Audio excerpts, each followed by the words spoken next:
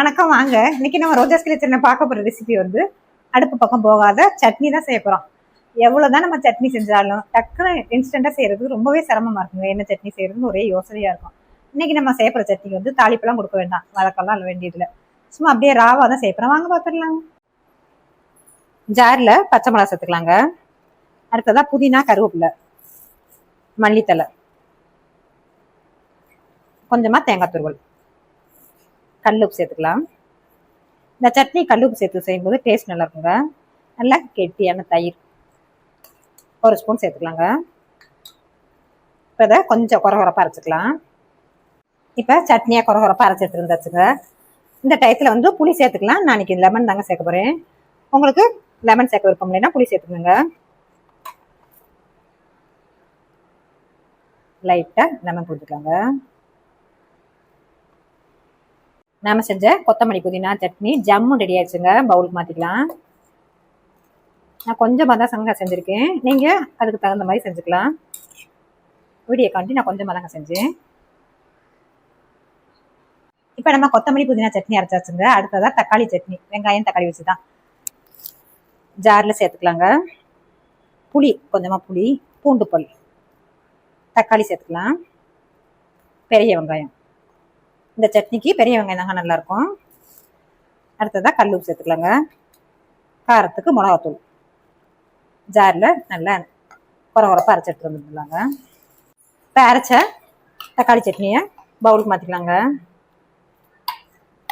ஏன்னா நம்ம இன்னைக்கு தாளிப்பெல்லாம் கொடுக்கல, அதனால கொஞ்சம் குறகுறப்பாக இருக்கும்போது டேஸ்ட் ரொம்பவே நல்லாயிருக்கும்.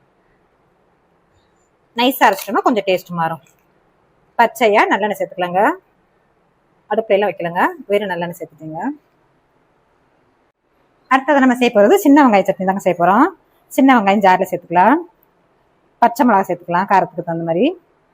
புளி, கருவேப்பிலை சேர்த்து உப்பு சேர்த்து அரைச்சிக்கலாங்க. உப்பை சேர்த்து குறகுறப்பாக அரைச்சிக்கலாங்க. இப்போ வெங்காய சட்னியை பவுலுக்கு மாற்றிக்கலாங்க.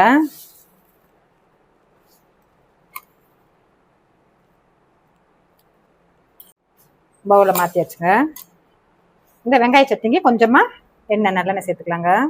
தாளிக்காத எண்ணெய் தாங்க. இந்த மாதிரி சாப்பிடும்போது ரொம்பவே டேஸ்ட் அட்டகாசமாக இருக்குங்க.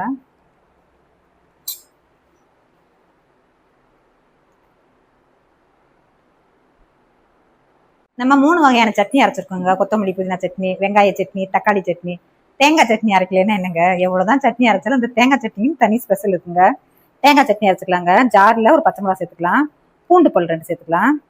பொட்டுக்கடலை, தேங்காய் துருவல், பால் சேர்த்துக்கலாங்க. ஹோட்டல்லாம் இந்த மாதிரி தாங்க செய்வாங்க தேங்காய் சட்னியை. அதாங்க டேஸ்ட் ரொம்பவே நல்லாயிருக்கும். அடுத்ததாக கல் உப்பு சேர்த்து அரைச்சிட்டு எடுத்துருந்துக்கலாங்க. நாம் செஞ்ச தேங்காய் சட்னி ஜம்முன்னு ரெடி ஆயிடுச்சுங்க. பவுலுக்கு மாற்றிக்கலாம். இன்னைக்கு நம்ம எதுக்குமே தாளிப்பு கொடுக்கலங்க.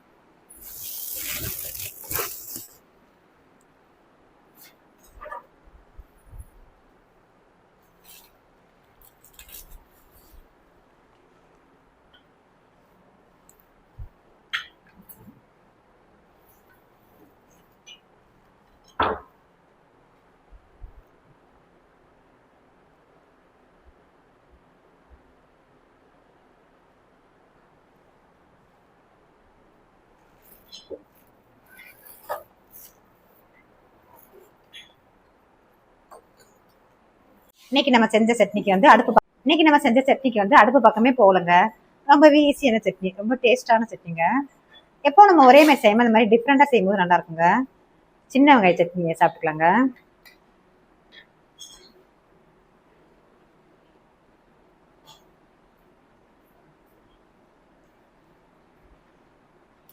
ரொம்பவே டேஸ்ட் அட்டகாசமா இருக்குங்க. அடுத்ததா தேங்காய் சட்னி சாப்பிட்டுக்கலாங்க.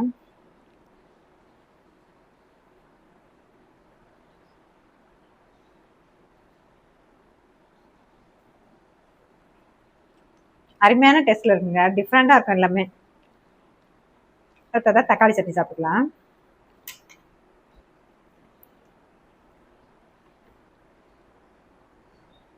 நல்லா காரசாரமான சட்னிங்க. எதுவுமே டேஸ்ட் கம்மியாலாம் சொல்ல முடியாதுங்க, எல்லாமே டேஸ்ட் ரொம்பவே நல்லா இருக்குங்க. அடுத்ததா கொத்தமல்லி புதினா.